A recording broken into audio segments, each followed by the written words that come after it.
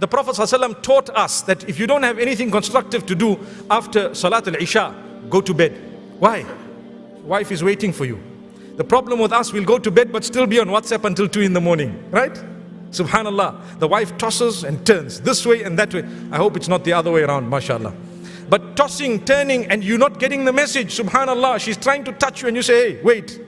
But where is the Islam in you? Your Islam should make you think, why am I taught to come to bed here? For what? I'm supposed to go to bed because I have a spouse. Why did you get married if you don't want to spend the nights with your wife? For what? Sit with her, talk to her, play with her, be intimate with her, fulfill her rights, satisfy her, go to bed, get up for Salatul Fajr or Tahajjud, and don't be ashamed to have a shower. Even if the whole house knows what happened at night, so what? It was halal. So the Prophet ﷺ used to dress up for who? For his family. How many of you, and I challenge you, it's a Friday, we're talking of the best husband, the most blessed of all creation, the highest in rank of all. I tell you one thing, we need to follow him. Let's not just pay lip service to it. It's not just about lip service, my beloved brothers and sisters. Dress up. You go home, take pride in your hair, take pride in your clothing, what you look like, what you smell like. You come home, they should look at you and feel attracted. Come on. The Prophet ﷺ was intimate with his spouses and he fulfilled that right of his spouses. How many of us, a month passes, we haven't even been intimate with our halal wife. She's busy waiting, she's dressing up, she's trying to attract you. Say, I'm tired. You're tired for what? There's an ibadah to happen at night. Some of us might be weak for tahajjud, but you can't come and complain that you cannot be intimate with your own spouse. You get a similar reward. Wallahi.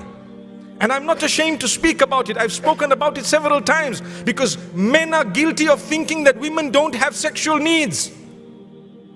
This was the Prophet ﷺ. He tells the companions, "Fi budu'i ahadikum sadaqa." Remember, when you're intimate with your wife and you fulfill her needs and you satisfy her, it is an act of charity. The Sahaba were rightly so. They asked the question, oh wow, is it really a charity?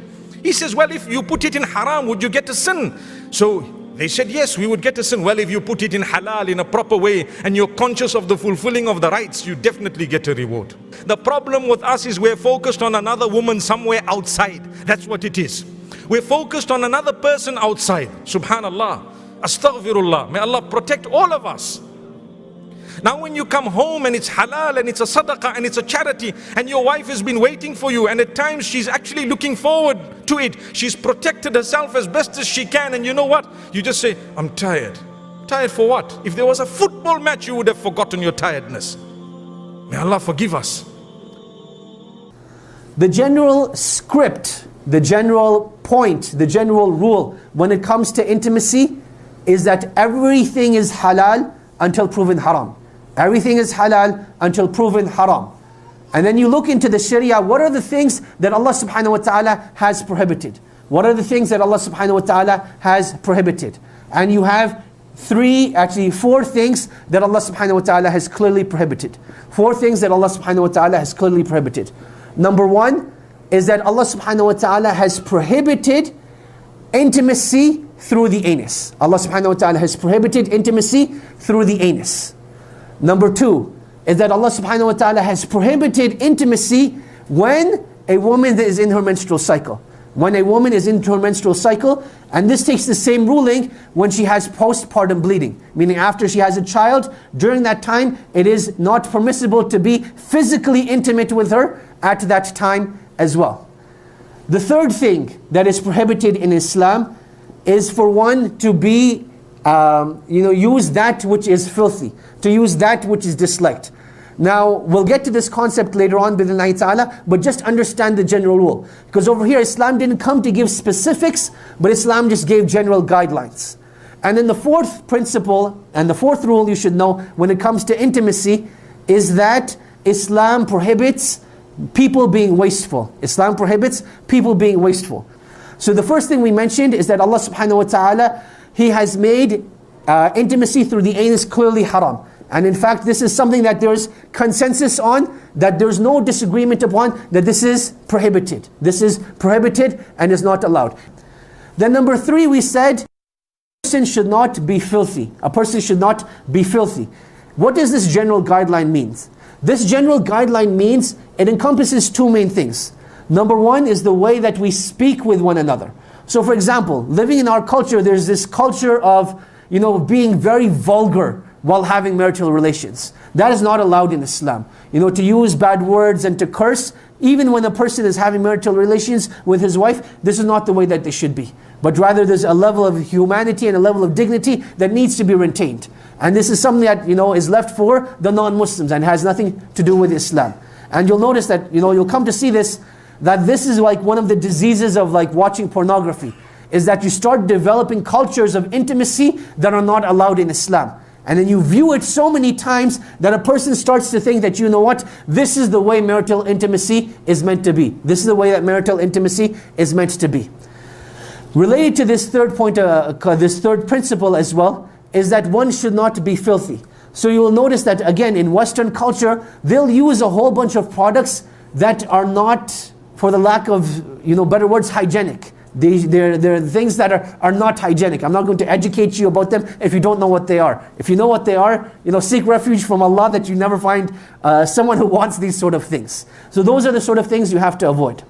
Then the fourth thing is that you're not meant to be wasteful. That you're not meant to be wasteful. And this is something that you'll find in the books of old, that certain things that you're allowed to use in intimacy, certain things that you're not allowed to use in intimacy.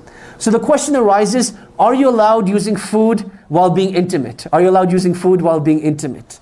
And the answer to this is yes, as long as you're consuming that food. So for example, I'm going to throw out names of foods, you figure out what to do with them. So when you talk about like chocolate sauce, you talk about whipped cream, you talk about, those sort of things, these are things that you're allowed to use. These are things that you're allowed to use. But at the same time, a person should not be wasteful. Now, why do I mention these sort of things? That as Muslims, there needs to be a safe space. You'll notice that when a person will have a question, they're not going to feel comfortable to speak to the imam. They're not going to want to speak to the brother that they see in the masjid. There needs to be a safe space. And one thing we definitely don't want is, people going to the internet and trying to research, should I be using this or should I not be using that? They don't have the level of morality and ethics that a Muslim is required to have. So I want to give you general guidelines in terms of what is allowed and what isn't allowed. And the reason why I bring this up again is because one of the biggest levels of frustration is because of this improper intimacy. That the parents, they got the children married, they're like, beta, beti, you're now officially married, go figure things out yourself. The boy who's never had a boyfriend, the boy has never had a girlfriend, and the boy has never had a girlfriend, and the girl has never had a boyfriend. She's like, what do we do now? And then try reading these books by like Ibn Hazm and some of the scholars of the past, and they're like, what on earth is this? It seems like mechanics or something. It's very difficult, and that's why this needs to be discussed with our up-and-coming, teenagers and young adults that are getting married in a halal and in a mature manner. So those are the guidelines. Now, in terms of actual intimacy itself, I want to explain the difference between intimacy between a man and a woman. From a man, if we understand what we said about him, he is very goal-oriented, right? He's very goal-oriented, whereas a woman is very experience-oriented. So for a man, it's about doing the task and finishing the task, and that is what will give him the greatest amount of pleasure, and he will be done. Whereas for a woman's perspective, it's not about completion, but rather it's about the experience itself. And this is what I want to share, a very important difference over here. That there will be, for a husband and wife, when they get married, there will be a time where a man will need to fulfill his urge. A man will need to fulfill his urge, and a woman will be like, let us go out for dinner first. Let us light some candles. Let us, put on some nasheeds. And the man is like, that is, on the inside, he's being, like on the outside, he's being polite, but on the inside, he's like, this is not what I need right now. I've just gone through some major fitna, something happened, and I need to fulfill my urge. A woman needs to recognize that at that time, he's not in the mood for an intimate experience, he just needs to fulfill his urge. At the same time, from a man's perspective, he cannot be greedy and selfish and think that this is the way intimacy is always going to be. There's a time to take, but there's also a time to give. So from time to time, yes, you will have to fulfill your urges, but at the same time, you'll want to make sure that you're giving back to your spouse as well. You'll want to make sure that you're giving back to your spouse as well. And this is something that you will learn to discuss with one another, experience with one another, and grow with one another. And I cannot emphasize enough the importance of communicating over here.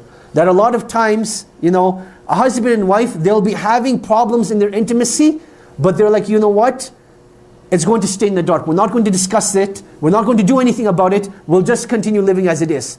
But a breaking point eventually comes and nothing gets solved and the relationship eventually breaks down. So it's very important that a husband and wife, they agree amongst themselves that, you know what, we may not know anything about intimacy coming into the marriage, but now that we're married, Allah has made us halal for one another. Let us enjoy this experience. Let us enjoy this experience and let us learn about it as well. So if there's something that you like, tell your spouse about it. If there's something that you dislike, tell your spouse about it. Rather than holding those feelings inside and repressing those emotions, deal with them up front, and it makes things a lot easier. Rather than leaving your spouse to guess, to, what does my spouse like, what does my spouse not dislike, be open about it, be frank about it, but be, ethical and moral about it as well. That there's no need for vulgar descriptions, and be, sane and humane, and speak about it in a mature manner.